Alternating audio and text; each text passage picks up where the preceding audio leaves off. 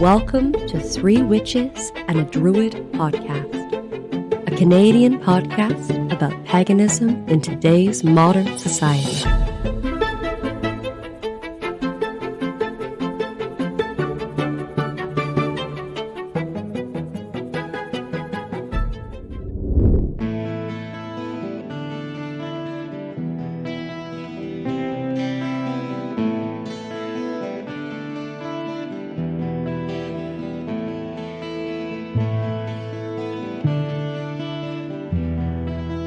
And now, Three Witches and a Druid podcast present Shenka.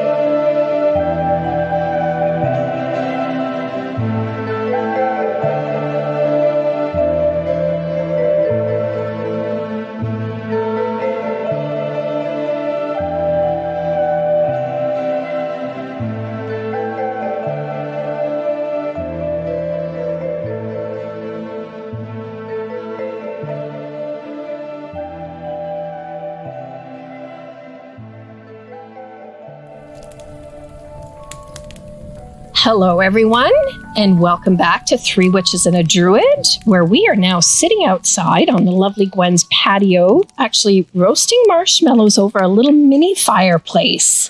Which is propane. Propane. Because there is a fire ban, but we're allowed to do this. Because this week's episode, in our little four-parter mini-series, we are discussing the direction of south and the element of fire. I am Margot. And I am Meg. Gwen. And I'm Brian. Yeah, part 3 of our 4-part elemental series, talking about fire, my personal favorite element. So, you guys start off. Tell us what fire is in witchcraft. It's passion. And I'm on fire. Well, she's not literally on fire. No, my marshmallow's on fire. Right. Okay, so actually, before we start, and Gwen felt that if we asked this during the episode, we would sound stupid. But I don't think it does. I think it's actually a really good conversation. Earth is tactile, and we know exactly what Earth is. And air, we know what it is.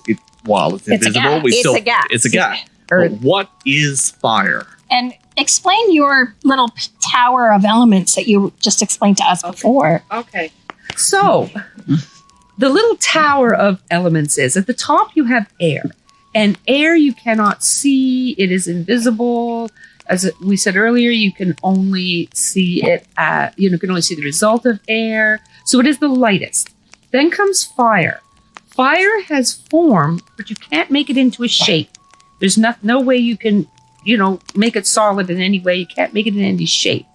Water is much more solid than air, but it still will only take the shape of whatever you put it in. And as I said earlier, ice is another story. That's earth. But water will only take the shape of whatever receptacle you put it in, where earth is completely solid. I should have something in front of me so I remember where I am. But so earth is completely solid. Does fire have a, like, you need oxygen? You need Fuel? Fuel, and it's not considered a chemical. No. No, I no don't. idea. It needs fuel, it needs oxygen, and it needs heat, apparently. If you don't have those three things, you don't have fire. So I learned from my survivalist husband, who used to teach things about this. So literally, I can remember cheesy movies where like the coal comes whipping through this whatever, and the fire is about to go out. So they have to keep filling the fire with fuel, trying to keep it, because if it sucked all the heat out, the fire would go out as well. I was not aware of that. It's not a chemical reaction, but it produces fire as the result of something happening. I have no idea. Well, That's why I did. That's why I wanted to Google this before we turned the mic Well, on. if because I anybody hate knows not the knowing. answer to that, please send it to us. We're looking for a scientific answer of what is Scientific fire. answer. What is fire? But we're not here to discuss the scientific part. Thank goodness. Yeah. So to me, earth is the grounding. It's what the structure. Wind is the inspiration, the thought. Water to me is motion and movement. Fire to me is chaos and destruction, but not necessarily chaos and destruction, but also creation, because it Because creates. you need chaos to get to Yes. create very Right. often. Exactly. Traditionally, fire is associated with the direction of south. It is color, and its color is red, and it is associated with the summer. Traditionally, the season of summer. For me, fire isn't chaos and destruction. It's inspiration and energy. It's getting that energy going, lighting a fire under somebody. You know, that whole idea. It can be chaos and destruction, Yeah. but destruction isn't always necessarily No, destruction a bad isn't thing. necessarily a bad thing at all. You know, No. because you can want to deconstruct bad habits. Yeah. And what And also healing. feeling Yeah, energy. energy and healing, and whether it's, cauterizing a wound or the spark of inspiration. Spark of inspiration, yes. It's not how you as a druid, I don't think, would use fire, but because I came through the esoteric sort of whatever, when I think of Alwyn, I think of, that connection with the divine that's creative, that Right. co-creative connection. To me, comes from Yeah. the fire element. Correct. That Yeah, passion, that connection to divine and the inner true you.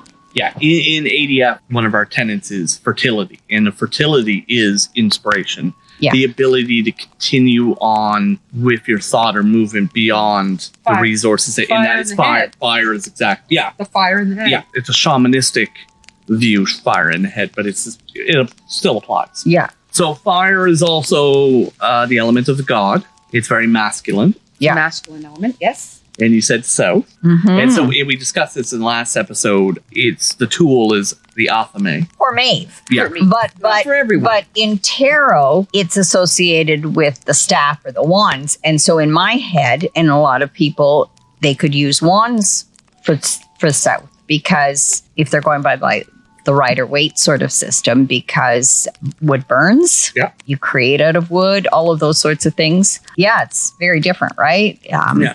For me, my husband being a blacksmith, and you're right, the whole fire, sword, athame. I had to run the bellows. So air is a very real connection with me, because he may have been pounding and it may have been hot. I'm the one keeping the fire going while he gets all the credit, right? Yeah. I couldn't have done it without you. Couldn't have done it without me. I was just going to point out that we are currently sitting in the garden full of wood that have been shoshuban, Yes. which is the Japanese art of burning wood to make it And stronger. eyelashes, Yeah, apparently. not your eyelashes. And my eyelashes, they burnt my eyelashes off. The idea is to make the wood stronger, not Yes. weaken it, which is not what you would normally think. No.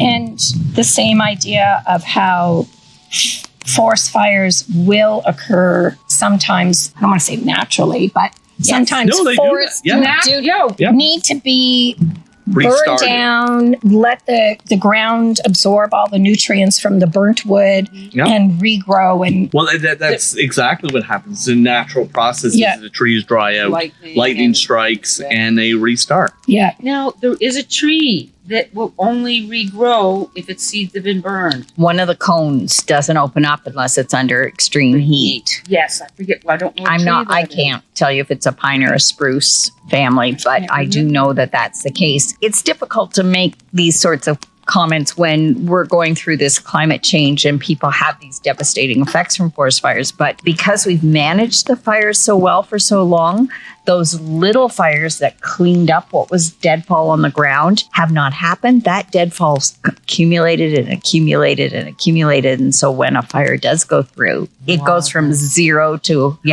So crazy. Pine trees will grow something called a serotinous cone, which will only open up under extreme heat. So a pine cone will normally just plant another pine tree, but they also have another cone which will only open up like if there's a forest fire. All these pine trees It is will a pop up. form of evolution so that if the fire goes through and burns all the trees and the cones, The there pine is tree still continues. a pine cone that's going to open up. Isn't that It has Yeah. multiple, Think of. so it has the air and the spare. Yeah, that's true. The air of the spirit. And growing up, you burned your lawn every spring. Yeah, I What? remember that. You never did. No.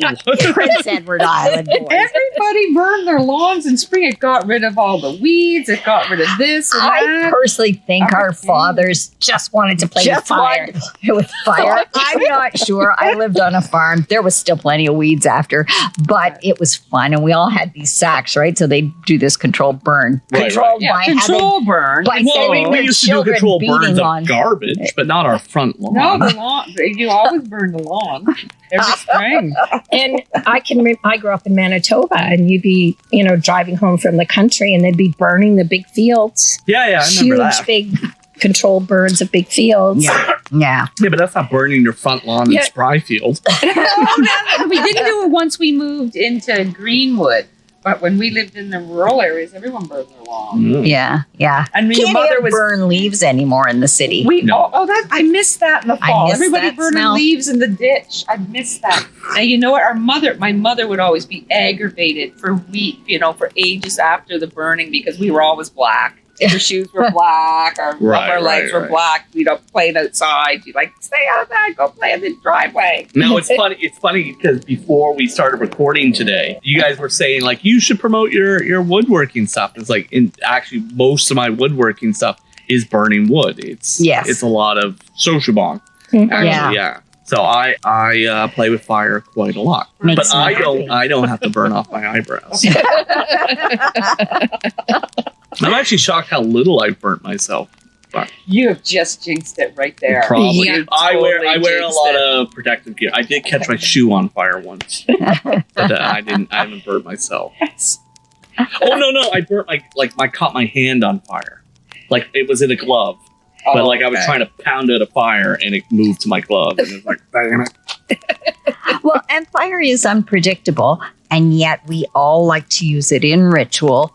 And I have heard many stories of ritual fires gone awry. And I can think of the UU church where for some time there was and we're having this indoor cauldron with candles and maybe burning papers. Like it was a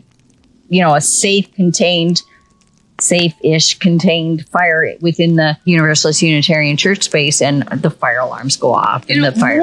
More than once, Dave's smudging workshop with the smoke detectors The smoke detectors off. Ritual clothing. Yeah, catching on fire. I have I have always had a motto: any ritual where anyone doesn't catch on fire has been a success. Especially if you have your long sleeves, you're this and that. Oh, it's terrible. Probably. Any ritual, no one catches on fire. I've been in rituals. Put where it people catch put it on as a win.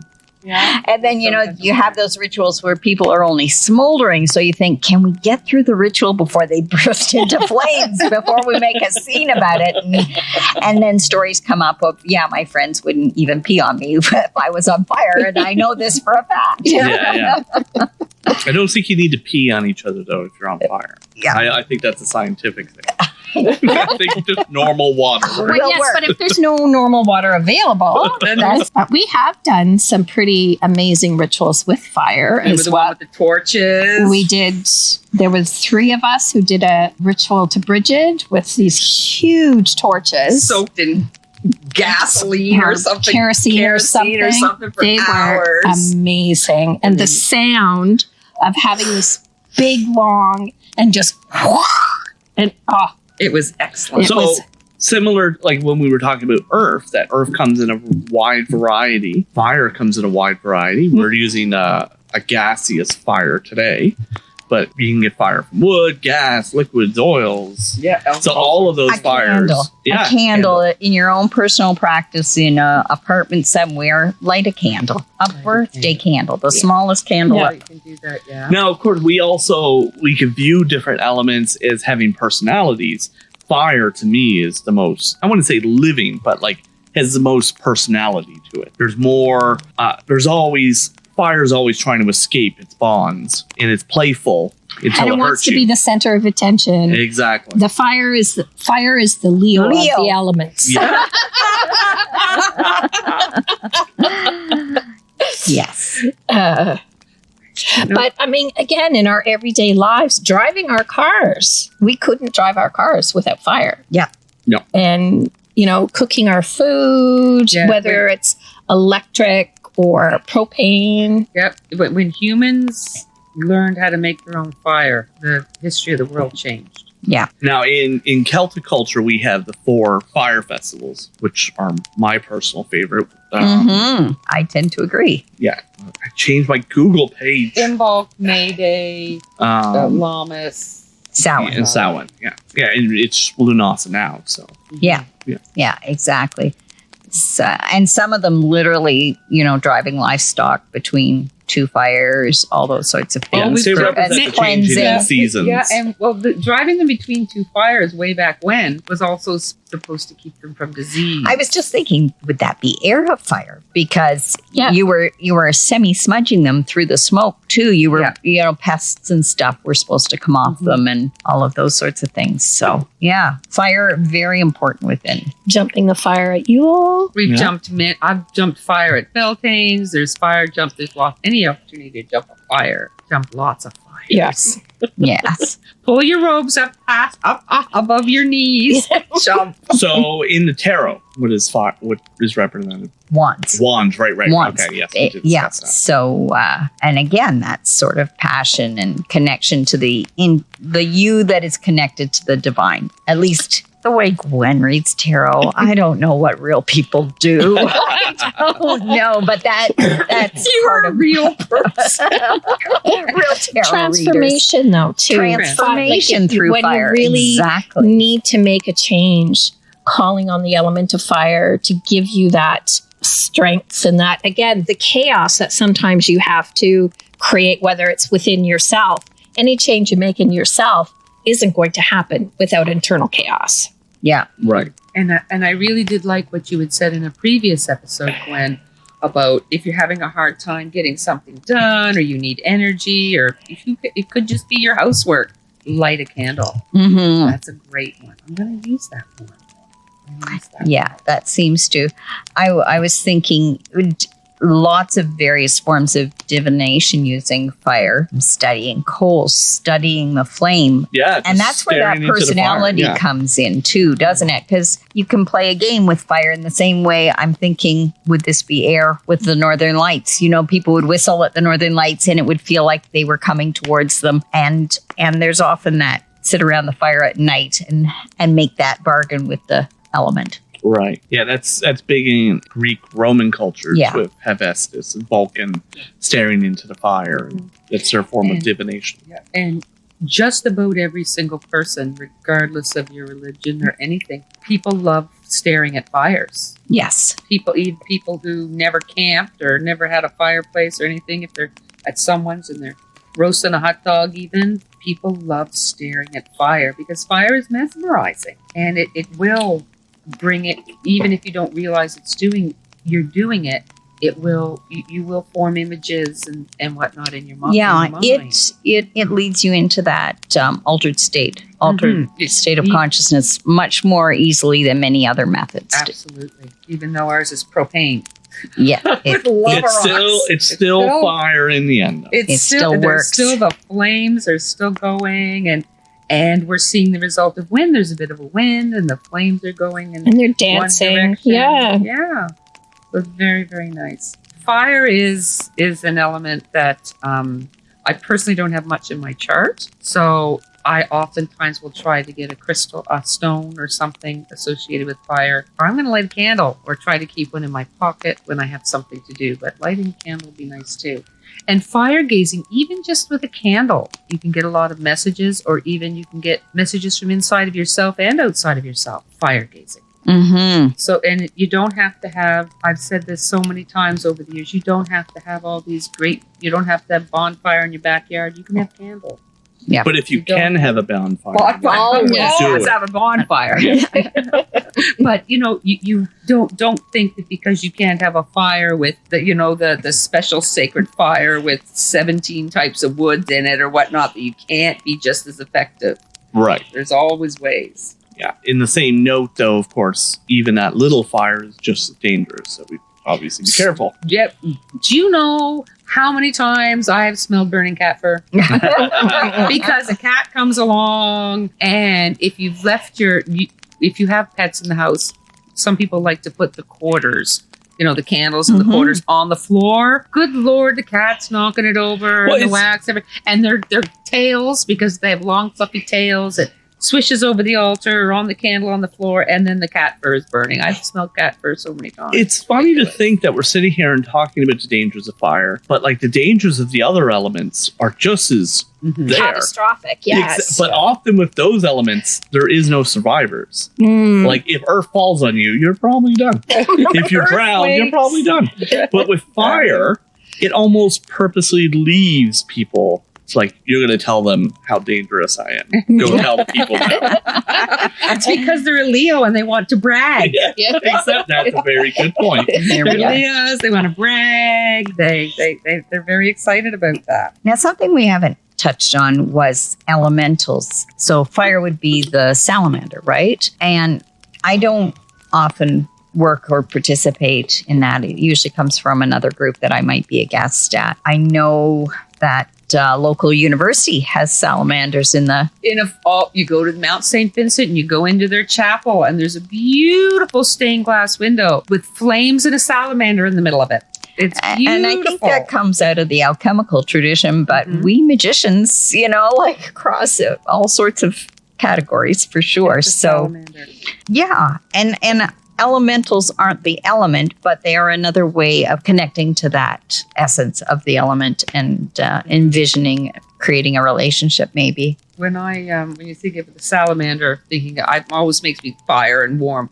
And as I had said in a previous episode, when I'm calling the fire, the direction of south, I tend not to see fire itself. I see just a stinking hot jungle.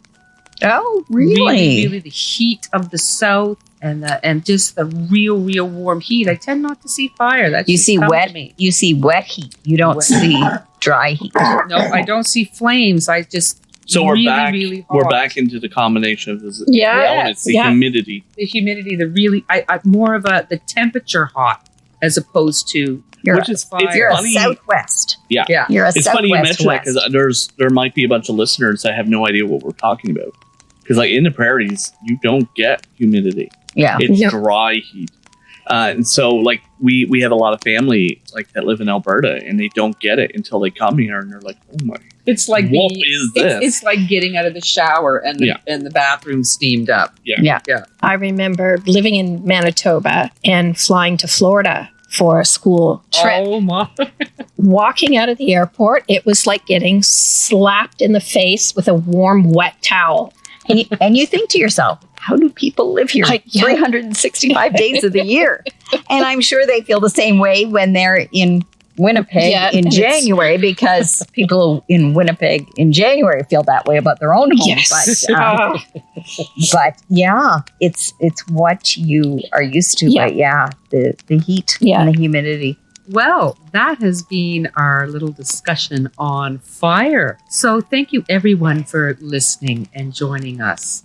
And if you have any questions or comments, and certainly any suggestions of things you'd like to talk about, like us to talk about, please contact us on our Facebook page and leave us a note there. And just for everyone's information, come the 14th of October, I am going to be doing a follow-up show on the Witching Hour about the elemental correspondences and ways to help yourself out with different elemental deficiencies. And you would listen to that at 88.1 FM in Halifax and ckdu.ca online. And that would be at 7 o'clock Atlantic Standard Time. Which is not a time that exists for anyone else. No, so we will just say 6 o'clock Eastern. Eastern Time. Or if you're overseas, let's see, that would be 11 o'clock Greenwich Mean Time. That's PM.